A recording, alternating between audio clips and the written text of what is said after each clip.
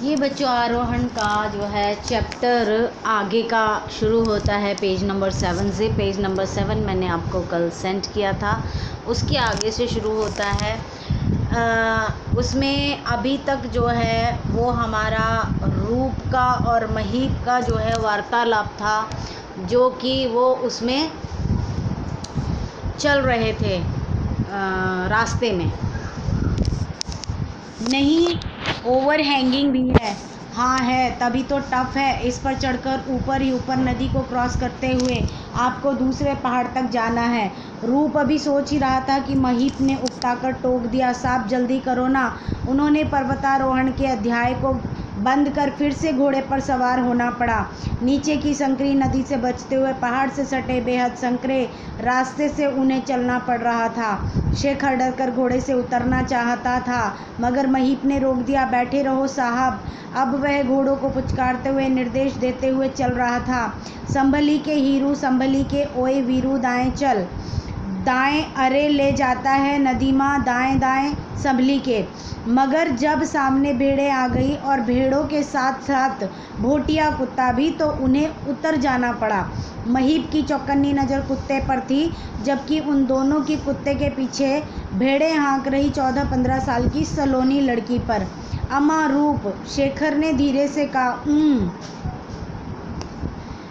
पहाड़ की ओर तो एक से बढ़कर एक चढ़ाइयाँ चढ़ी हैं। हाँ, कभी प्रेम की भी चढ़ाई चढ़ी कोई इस उम्र में? अरे कोई तो मिली होगी जिसे देखकर मन में कुछ हुआ होगा कभी। थी तो, मगर उम्र में मुझसे काफ़ी बड़ी। इतनी? शेखर ने लड़की की ओर इशारा किया। हाँ, रूप को मानो रस्सी की सीढ़ी मिल गई।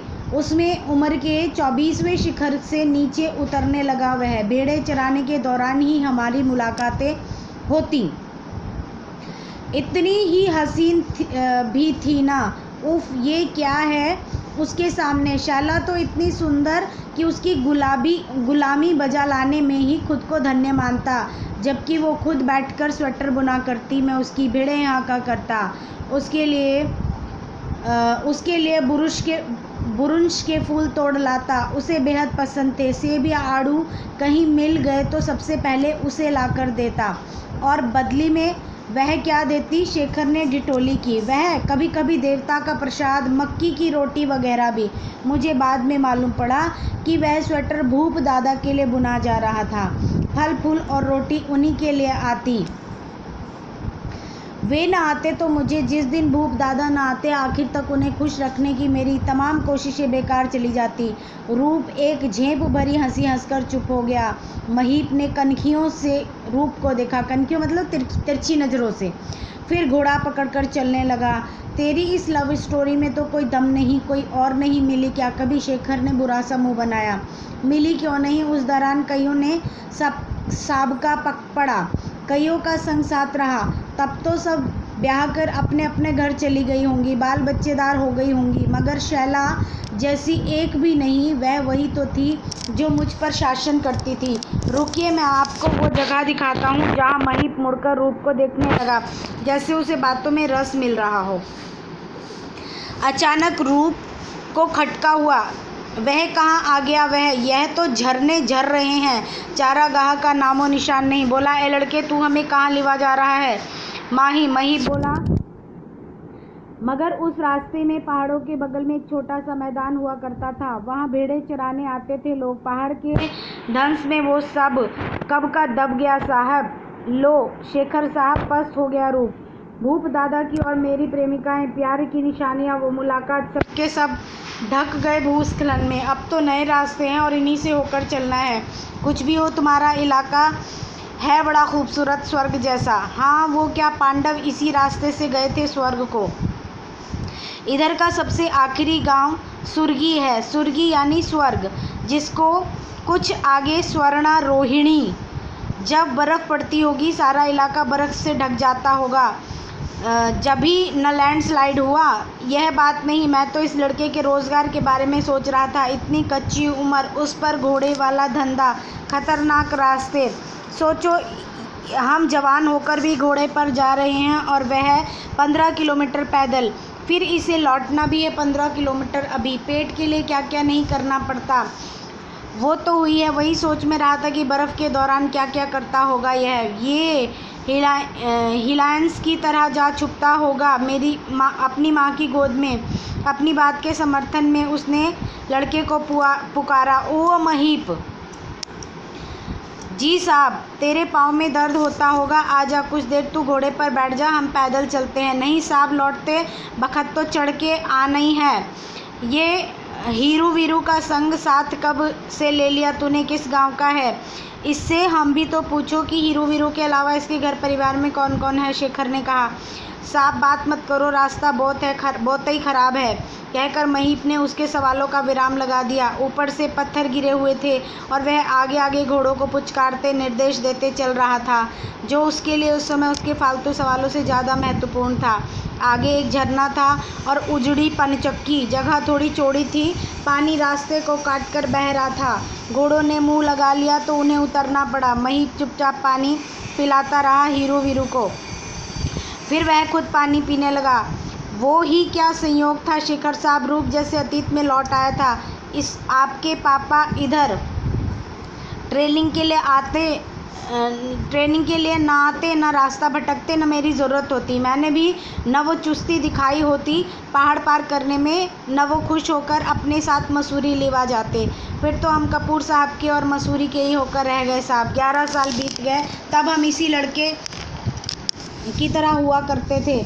उसके मन में आया कपूर साहब की इस तरह इस लड़के की भी वापसी में साथ लिवाता जाए तो कैसा रहे, मगर यह लड़का एक ही घुन्ना है, कुछ बोलता ही नहीं। साहब इतनी देर करोगे तो हम लौटेंगे कैसे? महीप ने उन्हें चेताया तो वे एक एक कर फिर सवार हुए घोड़ों पर, मगर इस पहाड़ को हम पार कर पाते तो 2 किलोमीटर की दूरी और कम हो जाती, रूप ने शेखर से कहा। फिर रूप ने जानना चाहा, अब तो माही मुश्किल से 1.5 किलोमीटर होना चाहिए, बस उस डांडी यानी पहाड़ के पीछे।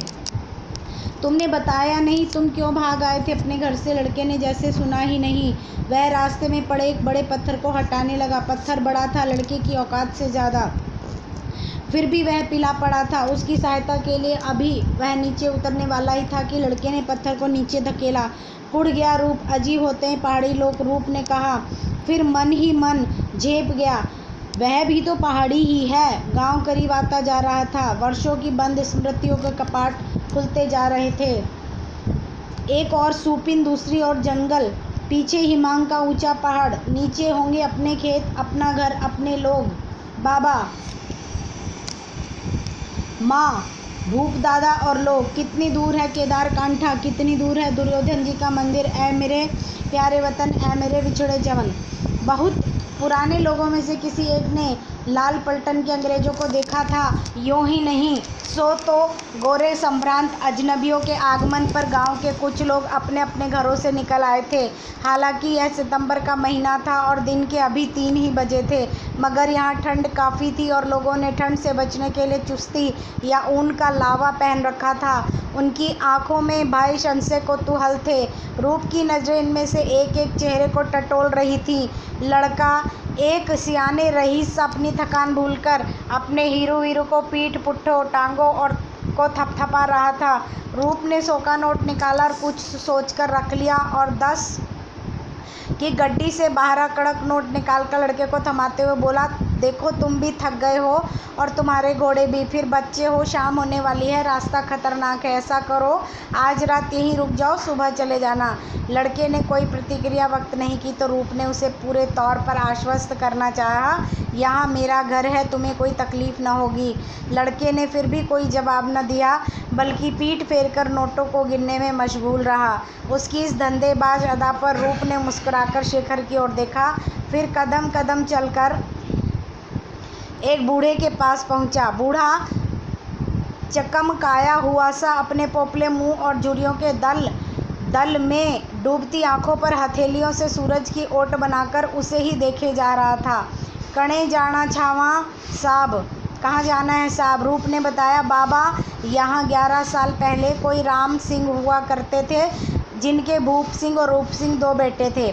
वो हिमांग पहाड़ के नीचे उनका घर है।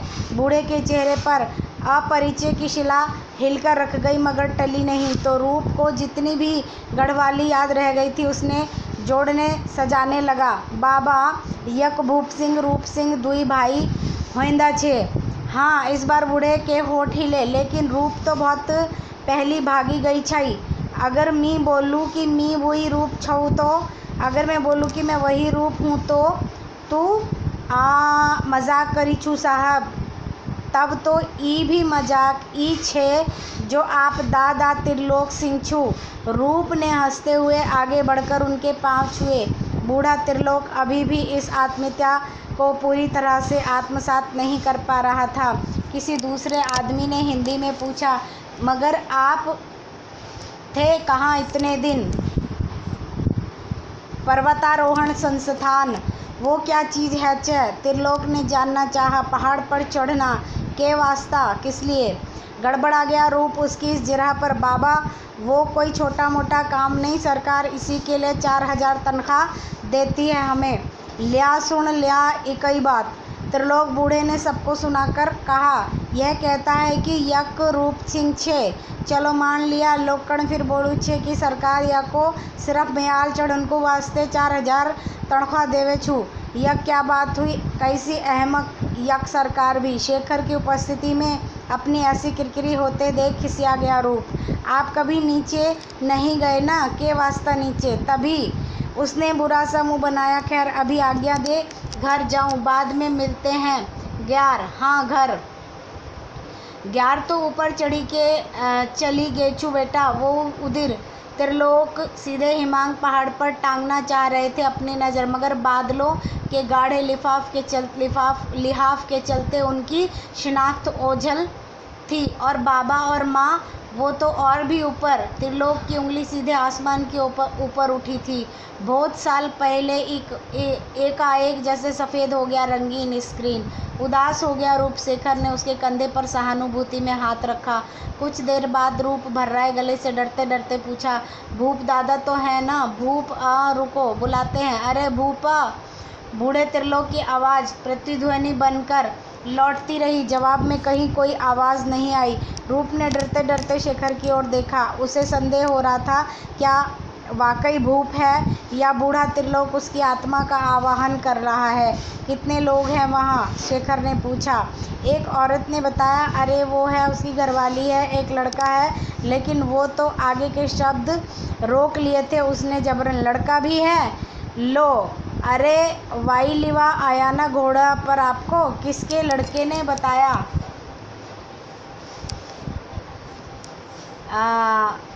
वो रूप ने मुड़कर देखा। महीप वहाँ नहीं था। काफ़ी दूर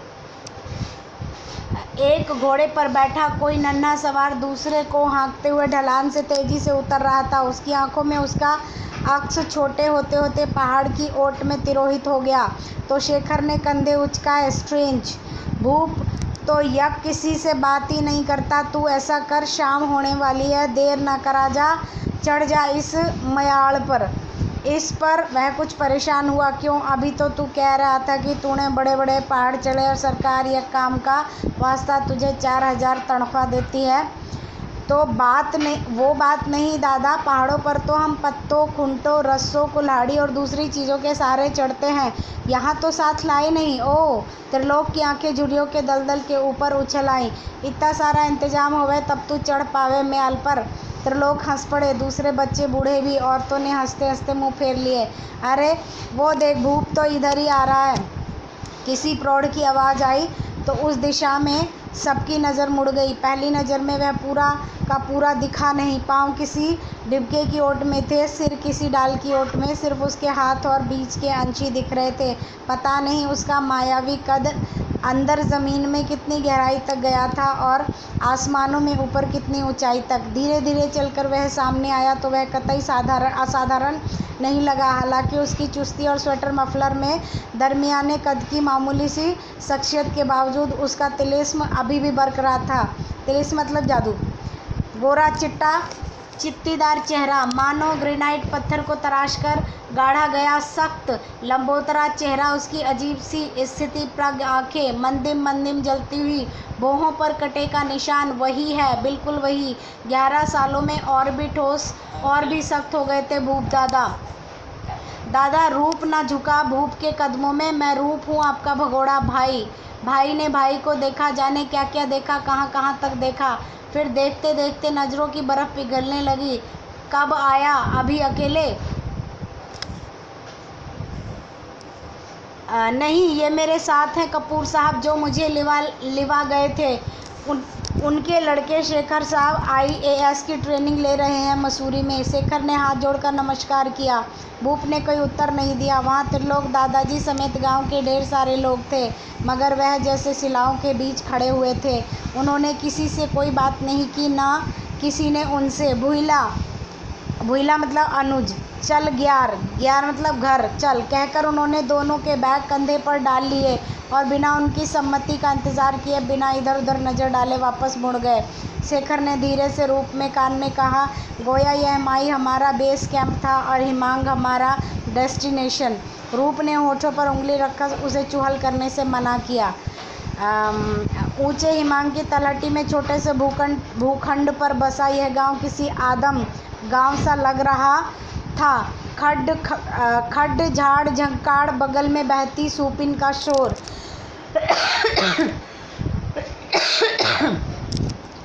बीच बीच में बादल के टुकड़े आ जा रहे थे, जैसे आँख मिचौली खेलता उनका वजूद फिर से मायावी लगने लगा था। कभी कभी तो भ्रम होता कि बादल तैर रहे हैं या वे चढ़ाई शुरू हो गई थी। प्रायः खड़ी चढ़ाई। पहले तो पेड़ और पत्थरों के सहारे चढ़ते रहे वे, फिर रुक गए। क्या हुआ? आगे नहीं चढ़ पा रहा। भूप ने ऊपर से देखा, बस इतना भर पहाड़ीपन बचरिया गया ही है ना। फिर से नीचे उसके पास आए। उन्होंने गले से मफलर की मजबूती पकड़ी और फिर इसे कमर में बांधकर दोनों छोरों को दिखाते हुए कहा, भुला ले, पकड़ इसको। फिर उन्होंने शेखर की ओर देखा जो और भी नीचे खड़े हाँफ रहा था। पहले इसे चढ़ा ले, फिर आपको। शेखर ने हामी भरी। अब भूप आगे आगे चढ़ रहे थे, उनकी कमर में बंधे मफलर के छोर को पकड़े पकड़े रूप पीछे पीछे। बाप रे, कितना किसी आधुनिक उपकरण के सिर्फ पेड़ों पत्थरों के नाम मात्र के सपोर्ट का शरीर का संतुलन बनाए हुए चढ़ना। बीच बीच में रुककर हिदायत भी देते जाते थे। देख थई मजबूती से पकड़ी की राखी, इन पर हवा की गिर गैल सुपिनमा। देख इसे मजबूती से पकड़े रहना, ऐसा न हो कि जा गिरे सुपिन में। भूप दादा सांप थे, छिपकली थे, वनमानुष थे या रोबोट थे? वह जिस धैर्य, आत्मविश्वास, ताकत और कुशलता से मांसपेशियों और अंगों का नायाब उपयोग कर रहे थे, वह उसके लिए हैरत की चीज़ थी। फिर अकेले का भार मात्र होता तो भी एक बात होती, वह तो खुद के साथ साथ उसे भी खींचे लिए जा रहे थे।